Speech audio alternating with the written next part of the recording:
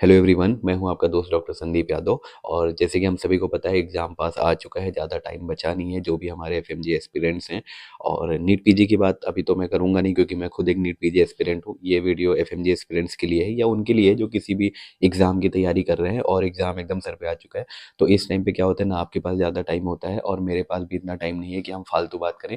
ये कोई बहुत फैंसी वीडियो नहीं है, ये बस काम की वीडियो है। और इसमें मोस्टली मैं बात करूंगा जीटीज के बारे में। जीटीज से हमें ये पता लगता है कि एग्जाम के लिए हमारी प्रिपरेशन कैसी चल रही है, हम कितने क्वेश्चन सही कर पा रहे हैं, कितने गलत कर पा रहे हैं, और कौन से क्वेश्चन सही हो रहे हैं, कौन से गलत हो रहे हैं। तो ये सब चीज़ों की भी हम बात करेंगे। ज़्यादा कुछ इधर उधर की बात ना करते हुए हम आते हैं मेन टॉपिक पे। तो सबसे पहले हमारा इशू ये होता है ना कि हम जीटीज तो देते हैं, ठीक है, चलो हिम्मत करके हमने जीटीज दे भी दिए, बट हमें जितने मार्क्स चाहिए होते हैं उतने मिलते नहीं हैं।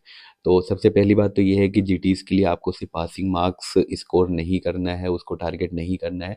अगर आपको 150 चाहिए तो 200 तो आपको मिनिमम लेके ही चलना है। जब आप 200 टारगेट करेंगे तो उस रेंज को पहुंचने की कोशिश में आप कहीं ना कहीं उतने तो पा ही जाते हैं जितने आपको चाहिए हो। बहुत बार क्या होता है ना कि जैसे क्वेश्चंस गलत होते हैं, सबके होते हैं, जो टॉपर्स हैं उनके भी गलत होते हैं, बट हमारे कौन से क्वेश्चन गलत होते हैं ये बहुत इंपॉर्टेंट है। अगर वो टॉपिक जो आपने कई बार पढ़ा हुआ है, वो क्वेश्चंस जो आप पहले भी सॉल्व कर चुके हो, फिर भी गलत हो रहे हैं, तो आपको यहाँ पे ध्यान देने की ज़रूरत है कि वो क्वेश्चंस क्यों गलत हो रहे हैं। इसका मतलब ये है कि जब लास्ट टाइम आपने रिव्यू किया था ना, जीटी जब आपने दिया था, तो रिव्यू आपने अच्छे से नहीं किया, आपने बस ऐसे ही देख लिया और निकल गए। ठीक है, तो क्वेश्चंस का रिव्यू करना बहुत ज़रूरी है। जो भी आप जीटी दे रहे हैं, अगला जीटी तभी दीजिए जब आप पिछला रिव्यू कर चुके हों। और जिस दिन आपका जीटी डे हो, उस दिन कुछ और पढ़ने की ज़रूरत नहीं है। 3-4 घंटे आपने जीटी दिए, ठीक है, 3-4 घंटे तक आपने क्वेश्चन सॉल्व किए, 300-400 क्वेश्चंस, ठीक है। पर डे हम 100 क्वेश्चंस का एक एस्टिमेट बना के चलते हैं, बट अगर किसी दिन भी आपने 300 क्वेश्चन एक साथ कर लिए, तो जाहिर सी बात है आपने 3 दिन के क्वेश्चंस कर लिए, तो आपको एक्स्ट्रा ज़्यादा पढ़ने की ज़रूरत नहीं है। आप उन्हीं क्वेश्चंस को एक अच्छे से एक बार अगर रिव्यू कर लेते हो, तो आपके 300 टॉपिक्स हो जाते हैं, ठीक है।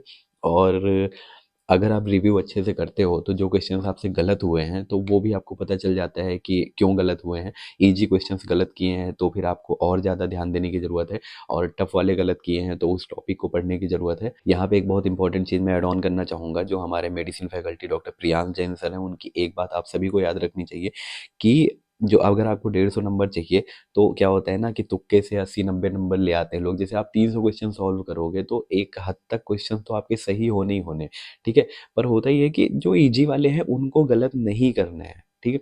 अगर आपने ईजी वाले अच्छे से कर लिए, तो आपके पास थोड़े क्वेश्चंस और बचते हैं टफ वाले में से, जो आपको और सॉल्व करने हैं।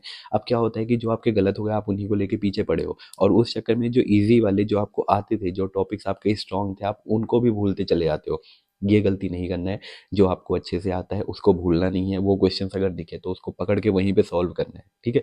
उसको आपको पोस्टपोन नहीं करना है कि इसको बाद में कर लूंगा या कुछ ऐसा। अगर आपको लग रहा है क्वेश्चन आप सॉल्व कर सकते हो, तो उसको वहीं पे सॉल्व करके तब आगे बढ़ो।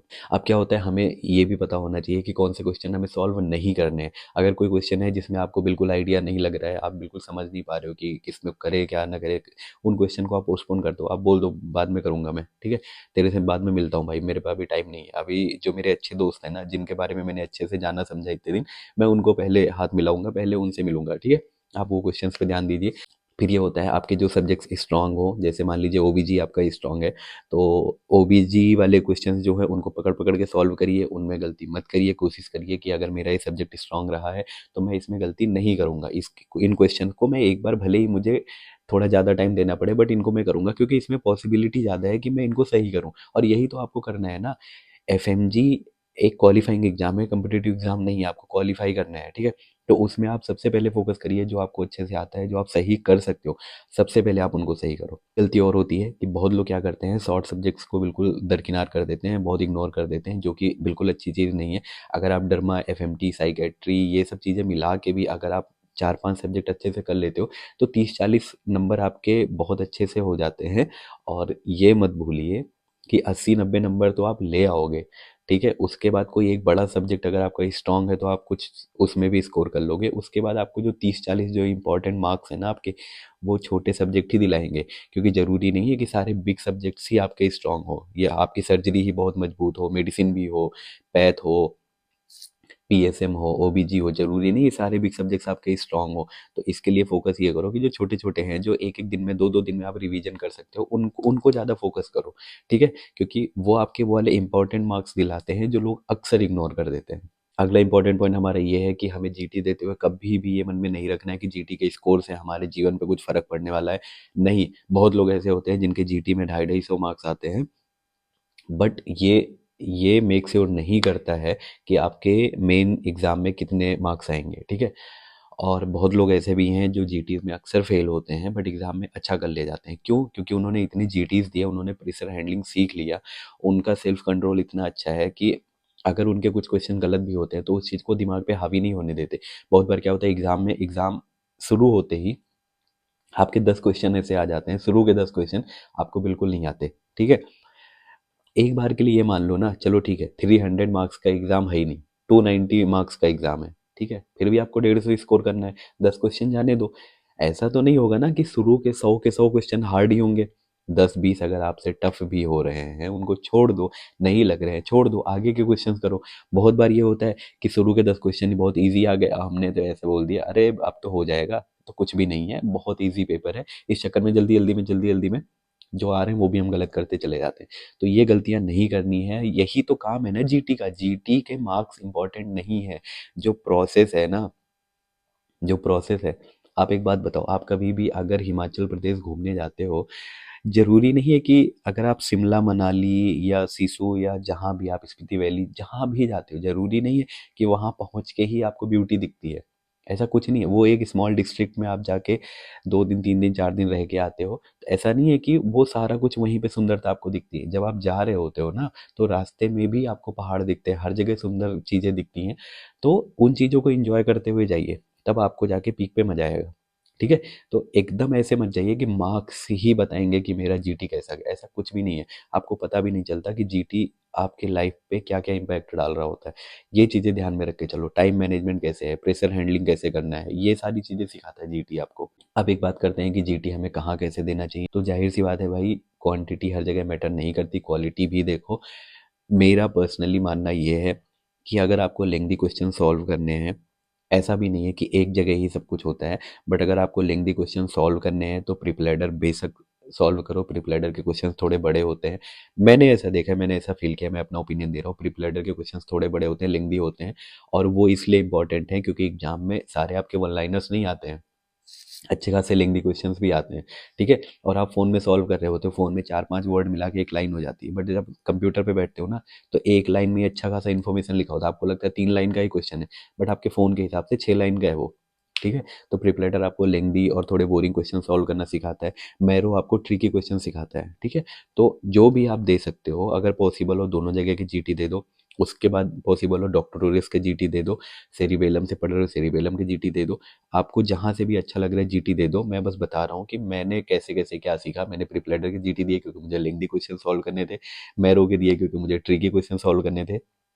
और मैंने ऐसा फ़ील किया कि मैरो के क्वेश्चंस जो होते हैं, वो ज़्यादा क्लोज़ होते हैं, थोड़ा मुझे ऐसा लगा वो ज़्यादा क्लोज़ होते हैं एग्ज़ाम के रियल क्वेश्चन से, क्योंकि वो ट्रिकी ज़्यादा होते हैं। छोटे कभी-कभी लगेंगे बहुत छोटे हैं, बट वो ज़्यादा ट्रिकी होते हैं। बड़े क्वेश्चंस में क्या होता है, आपको कोई ना कोई एक हिंट मिल जाता है। बड़े क्वेश्चंस देख के कभी भी घबराना नहीं होता, एक ना एक हिंट मिल जाता है, जो हमें बता देता है कि इसका आंसर क्या होने वाला है। बट छोटे क्वेश्चन जो होते हैं उसमें या तो आपको तुरंत आंसर मिल जाएगा, एक लाइन का होगा, तुरंत आंसर मिल जाएगा, और अगर नहीं मिलना होगा तो आपको ही सोचना है कि ये चीज़ क्या है, कैसे है, क्यों है।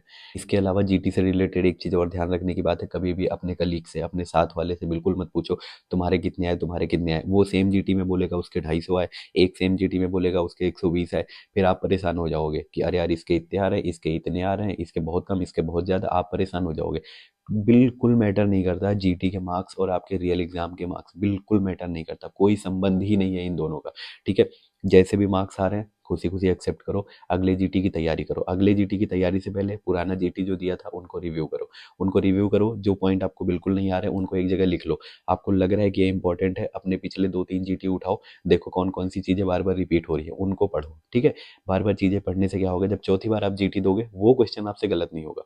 और हमेशा याद रखना प्रियांश जैन सर की लाइन, बिल्कुल कभी मत भूलना कि हर एग्जाम में 25% क्वेश्चंस बहुत टफ होते हैं, तो 25% क्वेश्चंस बहुत इजी भी होते हैं, ठीक है? 25% जो इजी वाले हैं ना, उनको बिल्कुल गलत नहीं करना है, उन पे रिस्क नहीं लेना। वो सही हो जाएंगे तो आपका अच्छा खासा स्कोर पहले ही हो चुका है। अगर आपने 150 नंबर लाने हैं और 120 आप पहले ला चुके हो, 120 आपने जैसे तैसे स्कोर कर लिया है, अगर 200 में 250 में, आपको 30 नंबर और चाहिए, ठीक है। वो 30 नंबर पे आपको सारा गेम खेलना है। वो आपके दिलाते हैं शॉर्ट सब्जेक्ट्स, और ये वाले जो आपको अच्छे से आते हैं। अगर आपने टफ क्वेश्चंस में से 150 200 जो बड़े बड़े सब्जेक्ट्स के क्वेश्चंस हैं, अगर उनमें से आपने 80 90 या 100 मार्क्स ले आए हैं, तो आपके एक दो जो मेन सब्जेक्ट्स होंगे, जो बिग सब्जेक्ट्स होंगे, उसमें से 20 30 नंबर ले आओ। जो आपके शॉर्ट सब्जेक्ट्स हैं उसमें से 20 30 नंबर ले आओ। ठीक है, ऐसे करके हो जाता है। ज़रूरी नहीं है कि आपको माथापच्ची ही करना है, कि कोई बड़ा क्वेश्चन गलत हो गया आप उसी में उलझे पड़े हो। ऐसा बिल्कुल नहीं है, थोड़ा दिमाग से खेलोगे सब हो जाएगा। विराट कोहली जैसा बैट्समैन चेज मास्टर ऐसे नहीं बना, ठीक है। छक्के तो वेस्ट इंडीज वाले भी बहुत मारते हैं, पर वेस्ट इंडीज क्रिकेट का पहले नाम था, अब नहीं है, ठीक है। विराट कोहली ने सिंगल डबल लेके पता नहीं कितनी इनिंग्स बनाई हैं और पता नहीं कितने मैच जिताए। सिंगल डबल से भी काम चल जाता है, बट आपको बस देखना है कि कितनी फुर्ती से आप वो सिंगल डबल ले रहे हो। हमेशा बाउंड्री मारने की जरूरत नहीं है। जो इजी वाले हैं उनको पकड़ो, उनको स्कोर करो। जो तुम्हें आते हैं उनको पकड़ो, वहीं पटक के मारो, उनसे एक नंबर छीनो। ठीक है, ऐसा करोगे तभी आपके मार्क्स आएंगे। हमेशा उलझना नहीं है, सिंपल सरल तरीके से आपको मार्क्स लाने हैं। 150 आपके हो गए, उसके बाद आप जितना करो ऊपर वाले की दुआ है और आपकी मेहनत है। आज के लिए इतना ही, जल्दी मिलेंगे अगली वीडियो में।